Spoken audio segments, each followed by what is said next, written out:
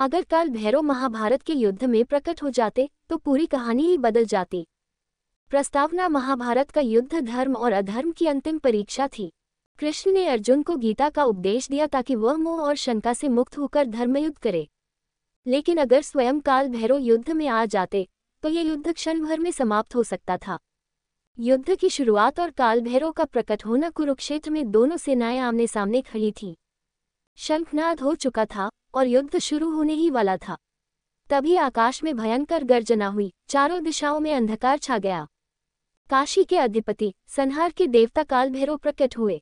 उनकी काली जटाएं आकाश तक फैली थी, गले में नरमुंडों की माला थी और उनके हाथों में दंड था जो किसी भी दुष्ट को तत्क्षण भस्म कर सकता था। जैसे ही उन्होंने अपना तांडव शुरू किया, पूरा युद्धक्षेत्र थर्रा उठा। कौरव सेना का विनाश दुर्योधन, दुशासन, शकुनी और कर्ण ने भयभीत होकर अपने अस्त्र शस्त्र त्याग दिए। भीष्म और द्रोणाचार्य भी समझ गए कि अब ये युद्ध किसी मनुष्य के हाथ में नहीं रहा।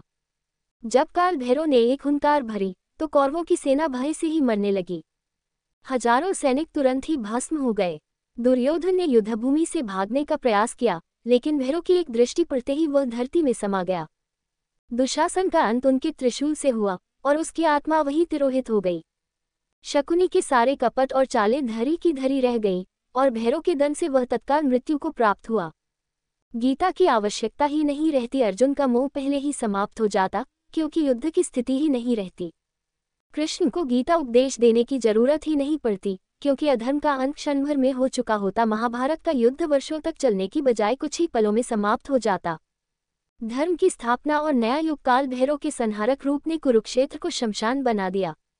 युद्ध का कोई औचित्य नहीं बचा, क्योंकि अधर्म का समूल नाश हो चुका था। अंततः कृष्ण ने भैरव को प्रणाम किया और उन्होंने अपना रौद्र रूप त्याग कर अंतर्धान कर लिया। युधिष्ठिर को बिना किसी रक्तपात की राजगद्दी मिल जाती और भारतवर्ष सतयुग की ओर बढ़ जाता। निष्कर्ष: अगर काल भैरव महाभारत के युद्ध में आ जाते तो यह न तो 18 दिन चलता, न ही कोई छल कपट होता।